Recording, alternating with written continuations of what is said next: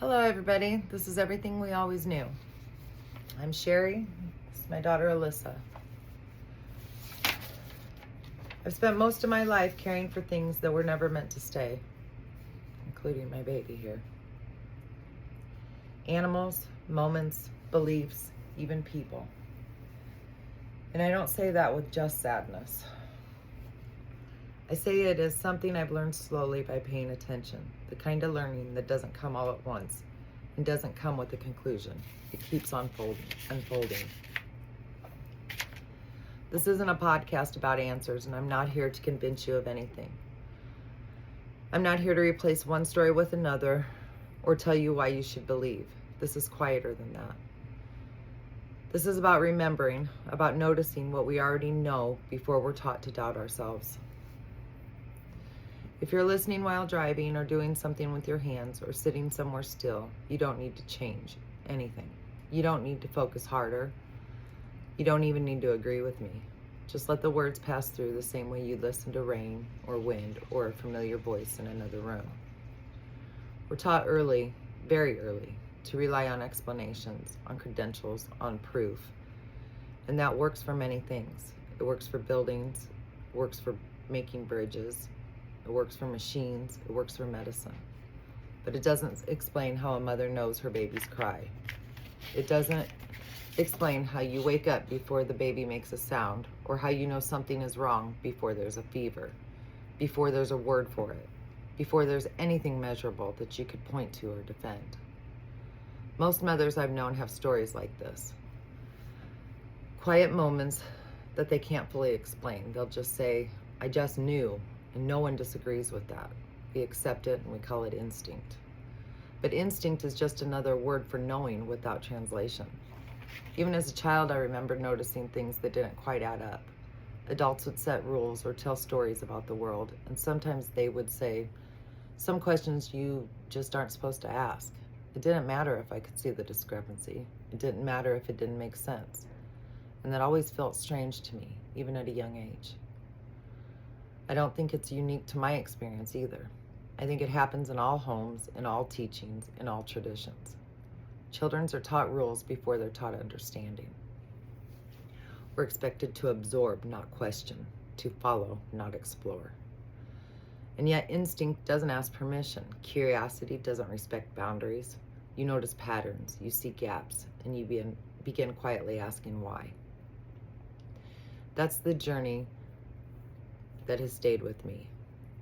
That quiet insistence to notice, to question, and to remember. It's what leads me back to Alyssa. Even as a child, she understood things instinctively, the way I had learned to understand animals. She could notice patterns, respond to them, and act in harmony with what she observed. Even at 8, when she helped me groom animals in the garage, she could hear them in ways most adults can't even imagine. That instinct, that knowing, has always been a part of our family. And just like she could watch, listen, and know, my babies, all 4 of them, had a way of communicating without words. When I was nursing, they would look at me with a deep, quiet focus. They would hold my finger while they nursed, their tiny hands wrapped around it. And when they were full, they would slowly fall away, still holding on, drifting into sleep. We used to call it milk drunk. That soft, heavy containment, bellies full, bodies relaxed, and safe enough to let go. And before sleep took them completely, there was always that look, that gaze, the one that felt like recognition, like love without words. The same way Alyssa would look at me later, not needing to say anything, just letting me know she was there and that she trusted me, that the connection itself was enough. That gaze, that connection mirrors exactly how Alyssa would speak to me without saying a word, through presence, through trust, through awareness.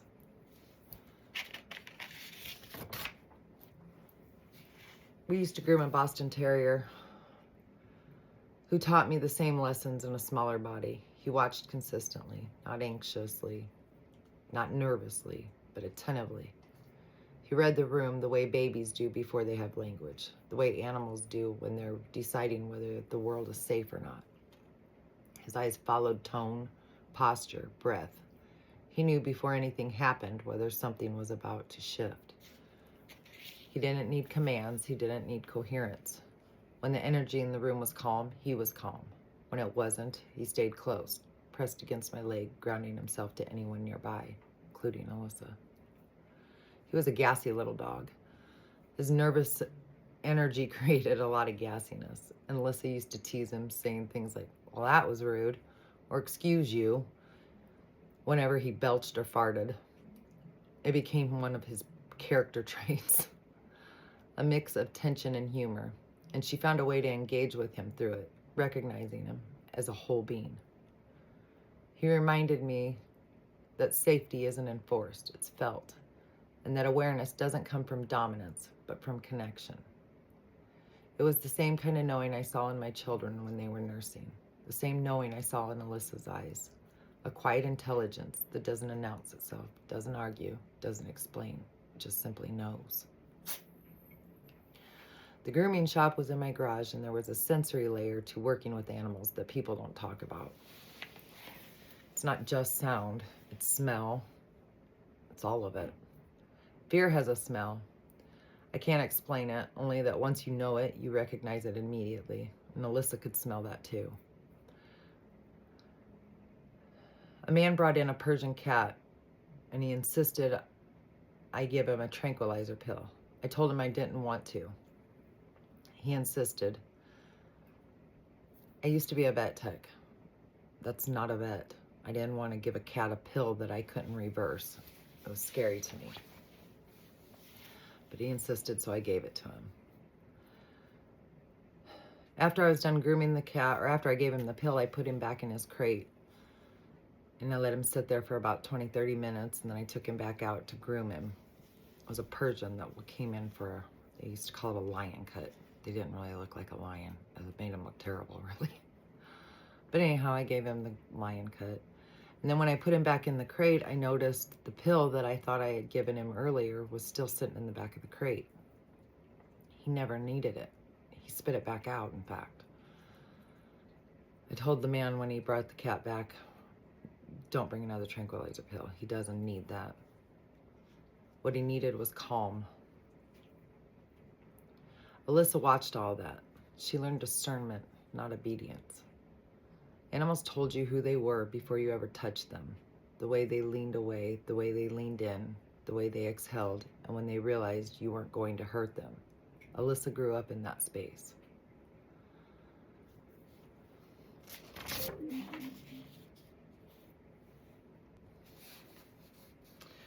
When I was a child, my grandparents owned 180 acres of farmland. It wasn't just land, it was alive. There were cows and pigs and chickens and ducks and geese, a couple horses one time. It was a working farm, and everyone knew their place in it. We were never allowed to be in the pig pen once the pigs got big. When they first arrived in the spring, they were babies, small, pink, curious, and sweet, and I loved them. I would climb in with them, even though I wasn't supposed to, and just sit there with them, letting them nuzzle and crowd around me. They were gentle, playful, and intelligent in ways that was impossible to miss. As they grew, the rules got stricter. By the time they were ready to be sent off, they were massive. Adults would say pigs could be dangerous, that if a small child fell in the pig pen, the pigs could eat them. That fear was always spoken about, but I never felt it from them, never. One year in particular, my sister and I got attached to a specific set of hogs. They knew us. If they saw us in the yard playing, they'd squeal loudly, not in distress, but instinctively, until we came over to the pig pen. And even though we weren't supposed to, we did. We'd get in and just pat them on their sides. They didn't want food. They didn't want anything complicated. They just wanted patted on their sides. And when you did, they would literally fall over in the mud, completely content, like giant dogs, trusting, present, enjoying the contact. That year when it was time to load them onto the truck to go to be butchered, My grandfather couldn't get them up the plank. They wouldn't go. And so he asked me if I would help him.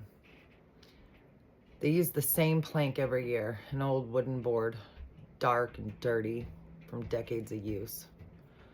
I took pieces of dog food and walked backwards up the plank, laying them out one by one, coaxing them forward. They followed me. They trusted me. And even at about 10 years old, I knew exactly what I was doing.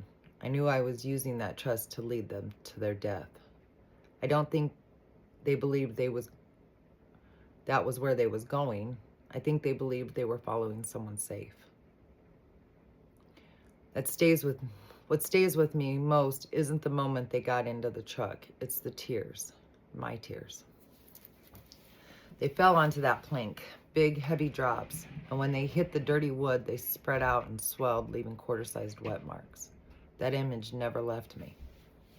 I understood then, not intellectually, but deep in my body, that honoring an animal isn't just about how you feel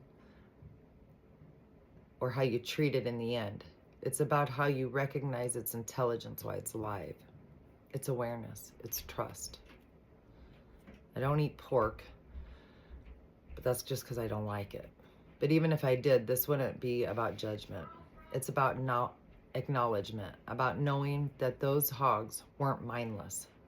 They weren't lesser. They were beings who trusted me. And I carried that responsibility and grief even as a child.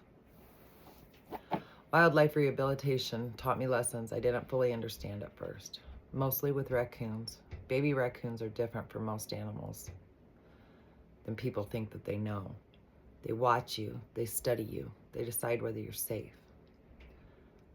One of the most vivid experiences I had was with 3 baby raccoons, Mama, Gilbert, and Flower. Their mother had died when the tree came down during a storm, their home. I remember the smell of rain-soaked earth, the sharp tang of wet leaves, and the way the storm smelled before and after. The branches were snapping loudly under my feet as I came closer to the tree.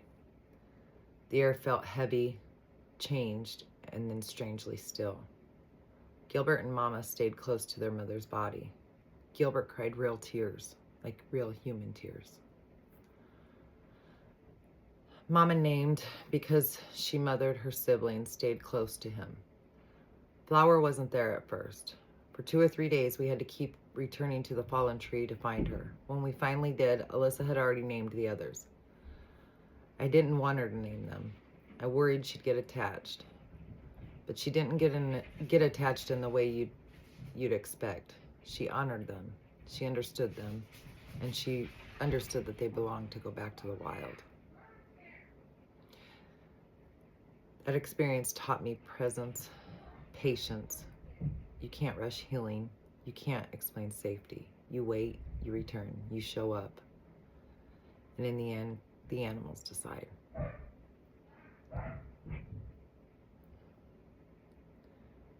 As I've gotten older, I've noticed how incomplete the story of all humanity is. We keep finding things that don't fit the timelines, knowledge older than we're told.